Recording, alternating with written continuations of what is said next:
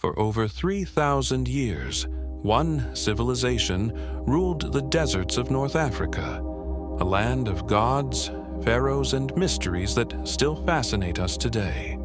A civilization so powerful that even after its fall, its monuments still whisper stories to the stars.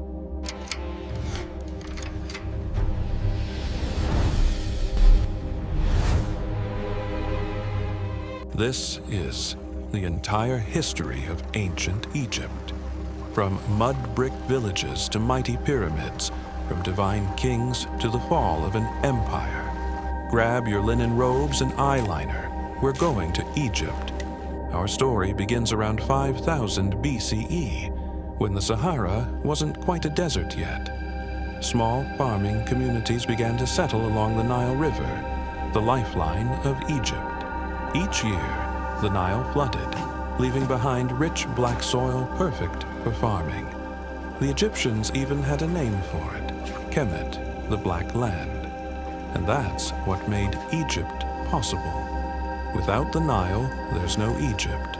These early farmers soon organized into small kingdoms, Upper Egypt in the south and Lower Egypt in the north. And like siblings sharing a room, they didn't always get along.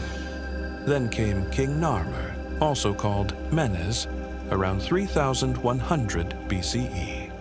He conquered and united the two lands, becoming Egypt's first pharaoh. He wore a crown that literally combined the symbols of both kingdoms, because of course, ancient kings loved branding. This marked the start of the first dynasty, and the birth of a civilization that would last longer than Rome, Greece, and modern America combined. The Old Kingdom, around 2700 to 2200 BCE, was Egypt's golden age of pyramid building. It began with a man named Djoser, who wanted a tomb that stood out. His architect, Imhotep, yes, the same guy later turned into a movie villain, stacked stone mastabas into a 6-layered monument, the Step Pyramid. It was the first major stone building in the world. But then came the big leagues, the Great Pyramid of Giza, built for Pharaoh Khufu around 2560 BCE. Over 2 million limestone blocks, each weighing several tons, stacked so precisely that modern engineers still scratch their heads. No, aliens didn't build it. Tens of thousands of skilled workers, not slaves, did. Paid laborers who left behind graffiti like the drunkards of Menkaure. So yes, even pyramid builders had work crews with hilarious team names. These monuments weren't just tombs.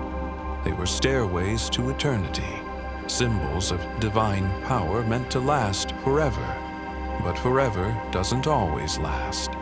As power centralized and wealth dried up, Egypt faced droughts, famine, and rebellion. The Old Kingdom collapsed, leading to a period of chaos historians call, very dramatically, the First Intermediate Period. Around 2050 BCE, a new pharaoh named Mentuhotep II reunited Egypt, kicking off the Middle Kingdom, a time of stability, trade, and culture. Art flourished, temples expanded, and Egypt started looking outward, trading with Nubia in the south and Byblos in the north. The Middle Kingdom rulers were like, okay, let's chill on the pyramids. Let's build temples and literature instead. They even created early masterpieces like the Tale of Sinuhe, one of the world's first works of fiction. But power, as always, is temporary. Eventually, Egypt grew weak again, and in came the Hyksos, invaders from the Near East with something Egypt had never seen before: horse-drawn chariots. It wasn't a total takeover, more like foreign elites ruling parts of the north. But it changed everything. Egypt learned new tech, new weapons, and when they finally kicked the Hyksos out, they were ready to go full superpower mode. Welcome to the New Kingdom, the age of Egypt's greatest pharaohs and most iconic moments. This is when Egypt said, "We're not just building tombs anymore, we're building an empire." Thutmose III expanded Egypt's reach from Nubia to Syria. Hatshepsut, his stepmother, ruled as one of the most successful female pharaohs, building massive monuments and even sending trade fleets to the mysterious land of Punt. Then came Akhenaten, the heretic king. He ditched the old gods and declared worship of one, Aten, the sun disk. It was one of the world's first experiments with monotheism, and it went about as well as deleting everyone's religion overnight tends to go. After his death, Egypt basically said, "Let's never speak of that again." And so they didn't. They literally erased his name from monuments. His son, though, Tutankhamun, restored the old gods and died young, but became world famous 3,000 years later, when his tomb was found almost untouched in 1922. Then came Ramses II, the GOAT of pharaohs, builder of temples, father of 100 children, and the likely inspiration for the pharaoh in the story of Moses. He ruled for 66 years, fought the Battle of Kadesh, signed the world's first known peace treaty, and built monuments so massive he literally carved his own face into mountains. Twice, under Ramses, Egypt reached its peak. But peaks, of course, are followed by valleys. After the New Kingdom, Egypt slowly declined. Foreign powers moved in: Libyans, Nubians, Assyrians, Persians, each taking a turn on the throne. By 332 BCE, Alexander the Great marched in and founded Alexandria, turning Egypt into a Greek kingdom under the Ptolemies.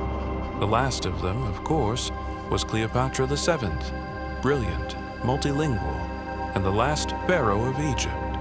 Her death in 30 BCE marked the end of ancient Egyptian rule. Rome took over. The old gods faded. The language was lost. But the legacy, that never died. The pyramids still stand. The Nile still flows. And every time we gaze upon those ancient stones, we're reminded that while empires rise and fall, civilizations never truly vanish. Thanks for watching. If you enjoyed this journey through time, make sure to like, subscribe, and tell me in the comments which civilization's entire history you want to see next.